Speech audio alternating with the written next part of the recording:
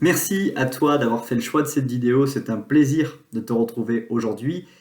Et aujourd'hui, on va voir cette fameuse question, comment vivre en couple sans dispute, puisque on a tous envie d'être en couple à un moment ou un autre dans notre vie, parce qu'on a marre d'être célibataire, parce qu'on a marre de flirter avec différentes conquêtes, et qu'on a envie de s'installer. Mais comment le faire pour éviter un maximum de disputes? Quels sont les ingrédients? Et dans cette vidéo, je vais essayer de te partager un petit peu brièvement toutes les choses que j'ai pu observer au cours de mon expérience.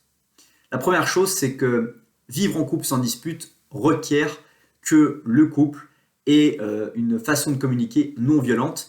Et cela, du coup, s'exprime par le fait d'avoir choisi un partenaire qui a la conscience de la communication et qui met un point d'honneur à vouloir à la fois reconnaître ses torts, mais aussi à la fois accepter que certaines choses ne soient pas parfaites comme elles devraient l'être si tout le monde avait du temps. Puisque ça ne t'a pas échappé, les disputes qui surviennent dans un couple sont souvent liées à un quotidien avec beaucoup d'activités et finalement très peu de temps pour pouvoir échanger, discuter.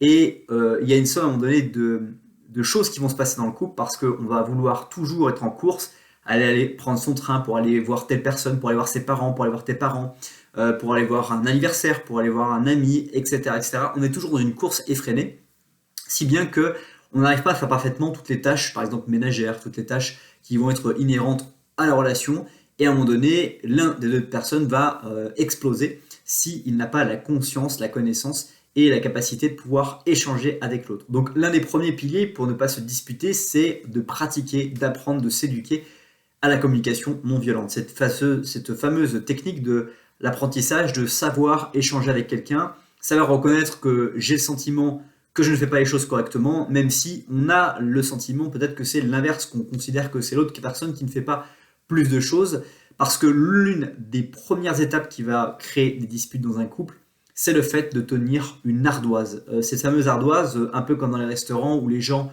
vont déjeuner sans payer et puis ils payeront plus tard, et c'est le patron qui note en fait chaque personne l'argent que est dû par le patron. Et ben, c'est un peu la même chose dans un couple. Il y a les personnes qui vont en fait noter mentalement différentes choses qu'ils retiennent à l'inconvénient de leur partenaire jusqu'au jour où ils vont exploser et qu'ils vont le valoriser. Alors évidemment, avant d'arriver à ces disputes-là, il y a des possibilités de pouvoir échanger et d'écouter l'autre personne. Donc ça demande une deuxième compétence qui est l'écoute active, cette capacité que tu peux avoir à écouter la personne qui va te faire un reproche, qui va te suggérer que quelque chose doit changer ou quelque chose est important pour elle que tu changes. Et cela va t'aider vraiment à progresser dans justement ta relation avec elle. Donc vivre en fait dans un couple sans dispute, ça demande d'abord de rencontrer et se mettre en couple avec une personne qui naturellement va avoir un niveau d'intelligence émotionnelle, d'intelligence conversationnelle, d'intelligence avec toi assez élevé.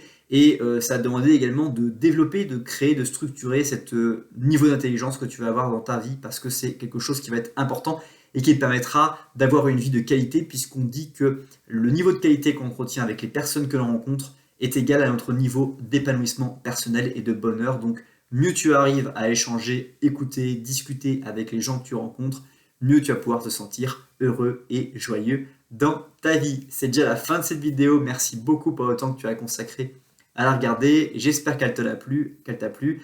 Si c'est le cas, n'hésite pas à la partager, à me le dire dans les commentaires et également, enfin, à apprécier cette vidéo pour m'encourager à reproduire ce type de contenu. Passe une très bonne suite de journée et je te dis à bientôt pour une prochaine vidéo.